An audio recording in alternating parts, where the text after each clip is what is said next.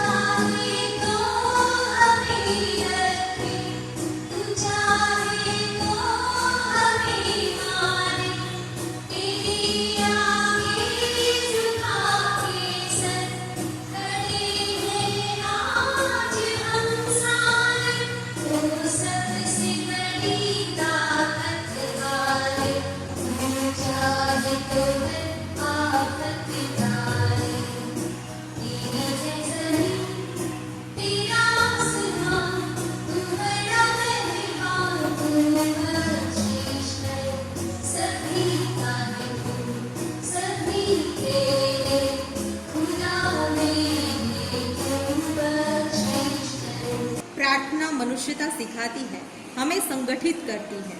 ऐसी ही प्रार्थना आपने सुनी होगी, जैसे ए मालिक तेरे बंदे हम और इतनी शक्ति हमें दे न दाता।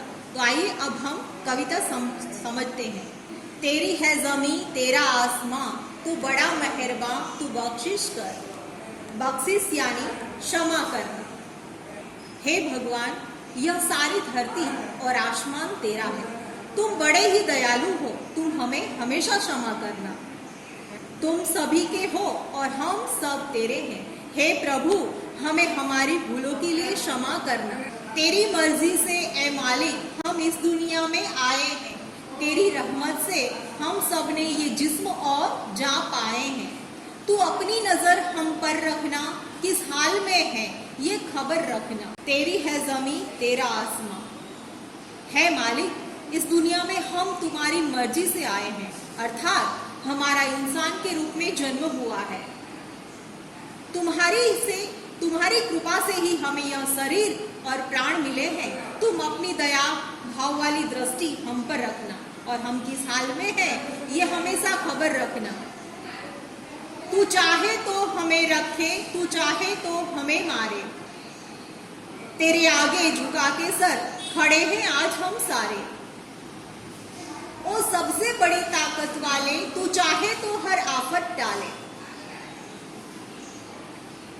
हे प्रभु, तुम अगर चाहो तो हमें जीवित रखे और चाहो तो मार डालो। अब आज हम सब तुम्हारे आगे शीश झुकाकर खड़े हैं। हे प्रभु, तुम सर्वशक्तिमान हो। तुम चाहो तो इंसान की हर आफत दूर हो सकती है।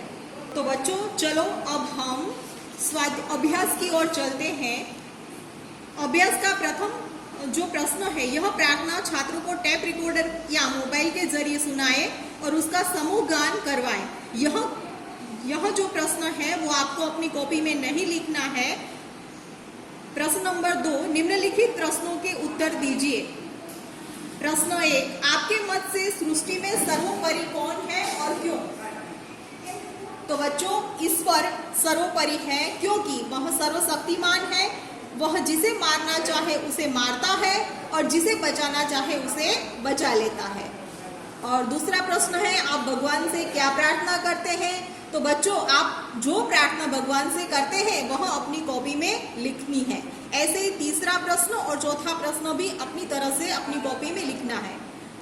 तीसरे प्रश्न की ओर चलते हैं। निम्नलिखित शब्दों को शब्दकोश क्रम के अनुसार लिखिए। तो बच्चों, आप 7वीं कक्षा में शब्दकोश के क्रम के अनुसार सीख के ही आए हैं। तो बताओ, सबसे पहले कौन सा शब्द आएगा? सबसे पहले आएगा उज्जवल,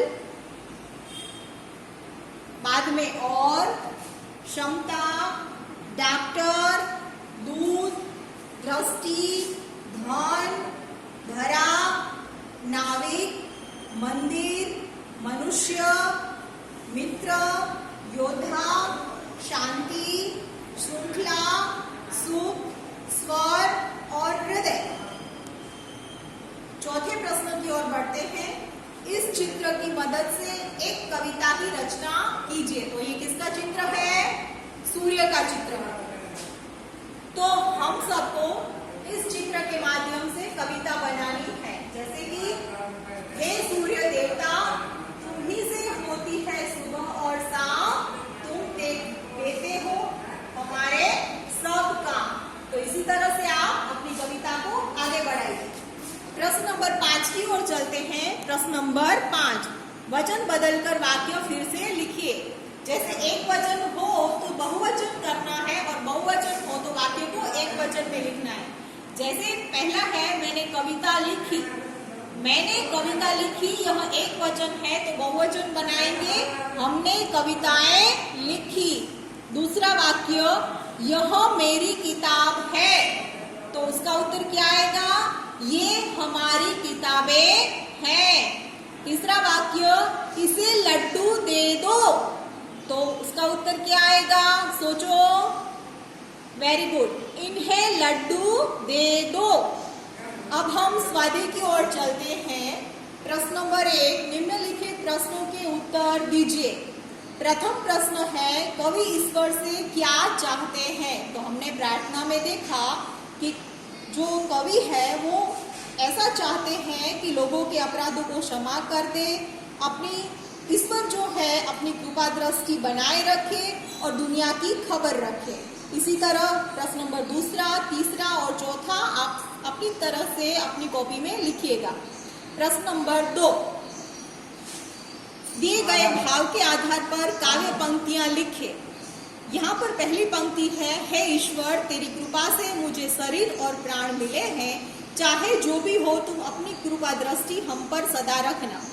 तो यह जो समझूती हमारे यहाँ दी गई उसकी हम कविता में पंक्तियां ढूंढ के यहाँ लिखनी है। तो यहाँ उत्तर आएगा, तेरी रहमत से हम सब ने ये जिस्मों और जान पाए हैं। वहाँ से लेकर हम ये खबर रखना तक की जो पंक्तियां हैं इस उत्तर में आएगी। इसी तरह आपको दूसरा जो, हे प्रभु ये सारा संसार तेरा है, तू बड़ा दयालु है, तो हम पर अपनी दया दृष्टि रखना, उसका उत्तर आप अपनी तरह से खोजे। प्रश्न नंबर 3, अपूर्ण काव्य पूर्ण कीजिए। जैसे हमने आगे सूरज की कविता लिखी, इसी तरह हमें यहाँ गाय के बारे में लिखना है। जैसे, मेरी प्यारी प्यारी गाय, घर की राज दुलारी गाय।